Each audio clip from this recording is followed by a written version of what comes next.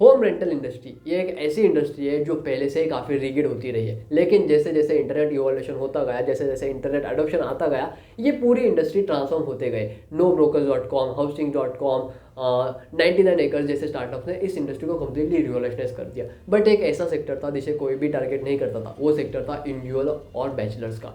Individuals और bachelors को कोई भी टारगेट नहीं करता था। 2014 में एक स्टार्टअप शुरू हुआ जिसका नाम था नेस्टवे। नेस्टवे जो है वो इंडिविजुअल्स और बैचलर्स को वेल फर्निश्ड फ्लैट्स प्रोवाइड करते हैं। नेस्टवे का बिजनेस मॉडल क्या है, उसकी रेवेन्यू मॉडल क्या है, उसकी यूएसपीज क्या है। यूएसपीज का मतलब होता है यूनिक सेलिंग पॉइंट। इस इंडस्ट्री के अंदर यूएसपीज बहुत बड़ा मेजर रोल प्ले करती है, तो हम इसके बारे में इस वीडियो में डिस्कस करने वाले हैं। मेरा नाम है ऋषि टोमरे और आप देख रहे हैं मास्टर।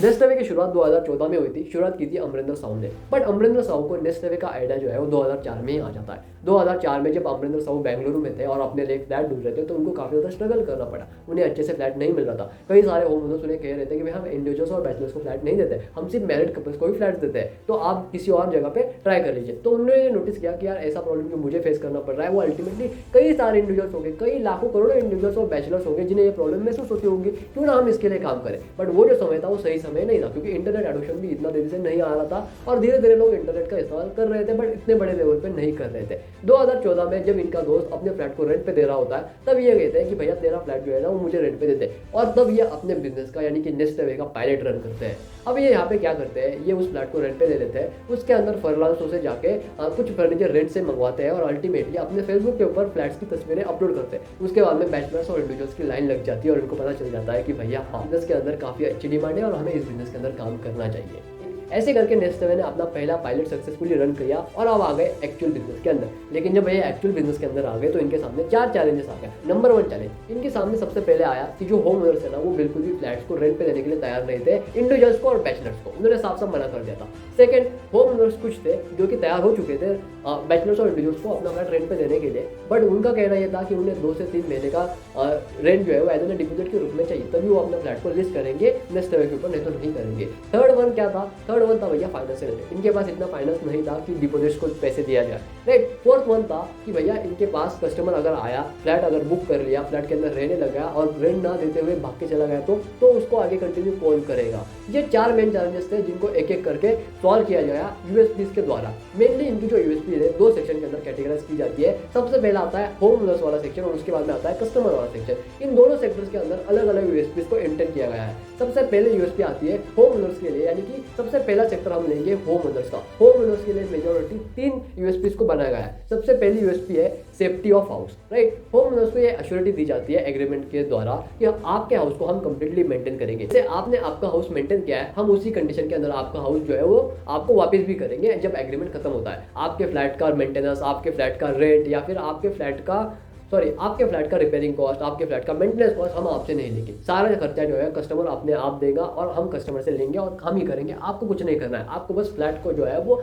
अल्टीमेटली हमारे प्लेटफॉर्म के ऊपर लिस्ट कर देना है। सेकंड नंबर, आपको जो है वो टाइमली रेंट मिलता रहेगा। कस्टमर भाग भी गया, कस्टमर ने रेंट नहीं भी दिया ना, तो भी हम आपको रेंट देते रहेंगे। और third one is that marketing. Company पूरी मार्केटिंग की जिम्मेदारी अपने ऊपर लेती है। आपको कुछ भी मार्केटिंग के लिए पैसा नहीं देना है, आपको बस आपका फ्लैट हमारे यहाँ पे लिस्ट कर देना है। ये 3 यूएसपी इन्होंने जब ऑन पेपर लिख के दी होम ओनर्स को, तो होम ओनर जो है वो रेडी हो गए अपने फ्लैट को कंपनी को देने के लिए, ना ही इंडिविजुअल्स और बैचलर्स को देने के लिए। अब यहाँ पे गेम समझे, यहाँ पे पूरा का पूरा गेम बदल जाता है। यहाँ पे कंपनी क्या करती है, उन अनफर्निश्ड फ्लैट को रेंट पे देती है और अल्टीमेटली उन फ्लैट्स को डेकोरेट कर देती है, उसके अंदर फर्नीचर लेके आती है। अब ये फर्नीचर कहाँ से लाते हैं? ये मोस्टली जो फर्नीचर होते हैं ना वो लोकल वेंडर से वगैरह या फिर बल्क में खरीद लेते हैं या फिर फर्लांसो वगैरह से जो है वो रेंट पे ले लेते हैं। अब यहाँ से जब ये फर्नीचर रेंट पे ले लेते हैं ना, तब अनफर्निश्ड फ्लैट की जो कॉस्ट होती है ना वो 6 से 7 हज़ार रुपए मंथली होती है एज एन रेंट के हिसाब से, बट ये उसे बेचते हैं 28,000 रुपए रेंट के हिसाब से। लेकिन होता है यहाँ पे एक चीज, यहाँ पे क्या किया जाता है, यहाँ पे मोस्टली फ्लैट्स का जो रेंट होता है ना वो डिवाइड किया जाता है 4 सेक्शन के अंदर, जो कि होता है 2 BHK के लिए।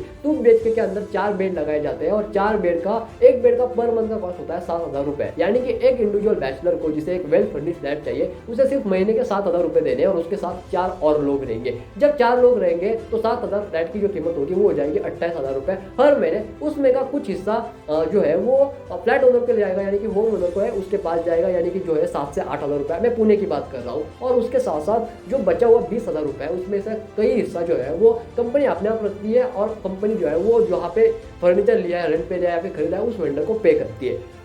अब यहाँ पे आता है सेकंड सेक्शन। अब सेकंड सेक्शन जो है वो कस्टमर के लिए, यानी कि यहाँ पे जो भी यूएसपी होगी वो कस्टमर के लिए होगी। कैसे कस्टमर को लेके आए, अब हम फ्लैट्स को तो अपने प्लेटफॉर्म के ऊपर लेके आए, अब हमने उसे डेकोरेट भी कर दिया। अब उस फ्लैट के अंदर कस्टमर को लेके आना है, यानी कि यूएसपी बनानी है कस्टमर के लिए। सबसे पहले इन्होंने यूएसपी बनाई free guide on offline tour. यहाँ पे क्या होता है, यहाँ पे एरिया मैनेजर प्रोवाइड किया जाता है कस्टमर को, जो कि उन्हें हाउस की लोकेशन दिखाता है, अंदर से घर कैसा है, सच में वो सारी सर्विसेज है क्या जो फोटो में दिखाई थी। ये सब बातों की जब पुष्टि हो जाती है ना तब कस्टमर सेटिस्फाई हो जाता है। जब कस्टमर सेटिस्फाई हो जाता है ना वो तुरंत बुकिंग भी कर देता है उन्हीं के प्लेटफॉर्म के ऊपर, और वही ऑन टाइम बुकिंग भी सारी हो जाती है उनके एरिया मैनेजर के थ्रू होती है, या फिर वो अपने मोबाइल से भी कर सकते हैं। दूसरा जो यूएसपी इन्होंने मेंटेन किया ना वो है जीरो कमीशन। यहाँ पे ये कस्टमर से बिल्कुल भी कमीशन नहीं देते, बल्कि डायरेक्ट रेंट ले लेते हैं 7,000 रुपये पर मंथ के हिसाब से। कोई भी ब्रोकरेज फी नहीं लेते। बट नॉर्मली अगर आप लोकल ब्रोकर्स को देखेंगे तो वो क्या करते हैं, वो जो है वो अल्टीमेटली ब्रोकर्स की कमीशन लेते हैं, जैसे 20% कमीशन हो गया, 30% कमीशन हो गया, या फिर कुछ ब्रोकर जो होते हैं वो 1 मंथ का रेंट भी एज अ ब्रोकरेज के रूप में ले लेते हैं। तो यहाँ पे ये कस्टमर से कोई भी ब्रोकरेज नहीं लेते, यानी कि जो भी टेनेंट इनके फ्लैट में रहने आता है उनसे कोई भी ब्रोकरेज का अमाउंट नहीं लिया जाता, सिर्फ ले जाता है तो वो है भैया रेंट।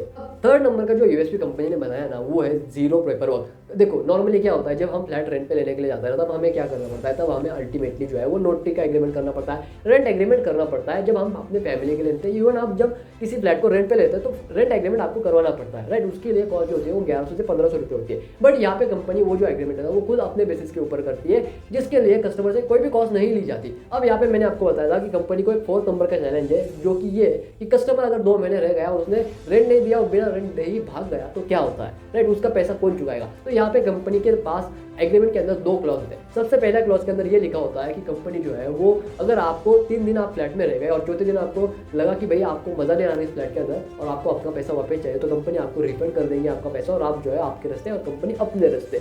लेकिन अगर आप फ्लैट के अंदर रहते हो, आपने तय किया कि भाई आपको यहीं पे रहना है, तो आपको 6 महीने रहना पड़ेगा और 6 महीने का रेंट जो है आपको देना पड़ेगा। मतलब कि हर महीने जो भी आपका रेंट होगा ना वो ऑनलाइन आपके बैंक अकाउंट के थ्रू डिडक्ट होता रहेगा मंथली। आप अगर भाग भी जाते हो, इवन आप अगर भाग भी जाते हो तब भी आपका पैसा आपके बैंक अकाउंट से डिडक्ट होता रहेगा। और अगर आपने आपका पैसा जो है वो बैंक के अंदर रखा ही नहीं और आप छोड़ के भाग गए तो अल्टीमेटली कंपनी आपके ऊपर लीगल एक्शन ले लेगी, जिसके लिए आपको या फिर जेल भी हो सकती है। तो ऐसे वजह से कंपनी जो है वो पहले कस्टमर को बता देती है, जिसकी वजह से कस्टमर जो है वो रुक जाता है। उसके बाद में 4th नंबर की जो इन्होंने यूएसपी बनाई कस्टमर के लिए वो थी भैया इजी मूविंग और मूव ऑन। अब मान लेते हैं यहाँ पे क्या होता है, मैं जो यहाँ पे मैं एक इंडिविजुअल फ्लैट के अंदर रह रहा हूँ ए, और मेरी जो लोकेशन है वो है बी, और यहाँ से मेरे फ्लैट का अंतर है वो है 30 मिनट का। लेकिन यहाँ पे एक नया फ्लैट आ जाता है जिसका अंतर जो है वो मेरे ऑफिस से सिर्फ 10 मिनट का ही है। तो कंपनी से मैं कह सकता हूँ कि भाई मुझे इस फ्लैट के अंदर रहना है, तो वो जो फ्लैट होगा वो नेस्टवे के प्लेटफॉर्म के ऊपर अवेलेबल होगा। तो नेस्टवे उस कस्टमर का पूरा एग्रीमेंट शिफ्ट कर देगा, यानी कि पूरा उसका जो भी डॉक्यूमेंटेशन होगा वो शिफ्ट कर देगा और उसे मूव आउट कर देगा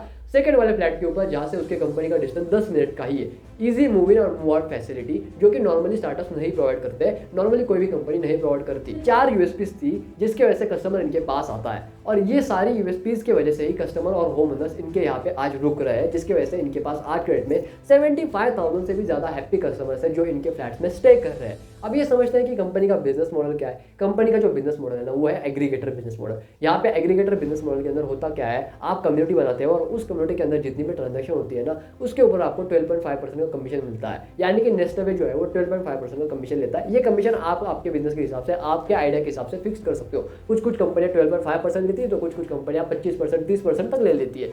सिंपल नेस्टवे भी यही करता है। नेस्टवे पैसे कैसे कमाता है, तो मोस्टली नेस्टवे जो है वो 2 सोर्स से पैसे कमाता है। सबसे पहले वो पैसे कमाता है होम एग्रीमेंट के थ्रू। जैसे होम एग्रीमेंट होता है ना तो उसके अंदर लिखा होता है 12.5% कमीशन ऑन एवरी रेंट। यहाँ पे क्या होता है, मान लेते हैं 8,000 रुपये एक फ्लैट का रेंट है, तो उसका 12.5% हिस्सा जो है वो नेस्टवे अपने पास रखता है। यानी कि 7,000 रुपये में से 1,000 रुपया नेस्टवे अपने पास रखता है और 7,000 रुपये जो है वो होम ओनर को दिया जाता है। उसके बाद में कंपनी कहाँ से पैसा कमाती है, कंपनी पैसा कमाती है फ्लैट के रेंट से।